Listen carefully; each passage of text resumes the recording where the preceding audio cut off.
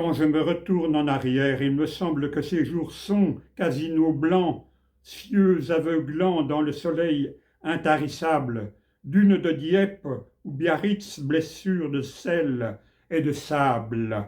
Un seul étori de juillet, poudré d'or et taché de son. Je vois un jardin dévasté par la lumière et la paresse. Je ne suis pas autrement sûr que sa rocaille ait existé. Il se peut que ce n'ait été qu'une illusion de l'été, une simple soif d'autre chose, une rose de sécheresse. Pourquoi, dans un couple d'amants, un tel amas de solitude, c'est une brume qui se lève et sépare le monde en deux. C'est comme un besoin de s'enfuir un peu moins des autres que d'eux, le plein midi d'aimer mortellement porte sa lassitude.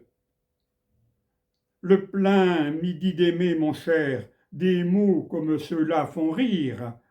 Suis dans les champs coupés de murs le lézard et le scarabée, et surtout ne t'en reviens pas vers elle avant vêpres tombées. Il y a des fleurs qui, le soir seulement, daignent s'entr'ouvrir. Je vois ce temps qui fait long feu comme un pauvre enfant qui mendie.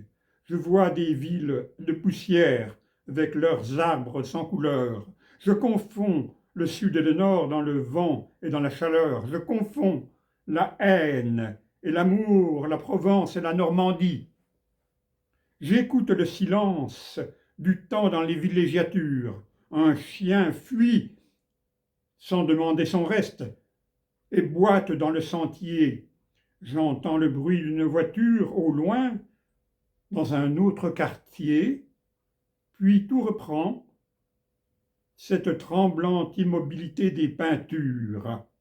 J'attends, j'attends la nuit comme une bénédiction de Dieu, et dans la paume de mes mains, je sens brûler ce qui me touche. Pour que le tableau soit complet, il y manque encore les mouches et le dégoût et la fatigue et les pavillons de banlieue. Il faut réécouter. Tout n'est pas apparent, c'est complexe, c'est beau.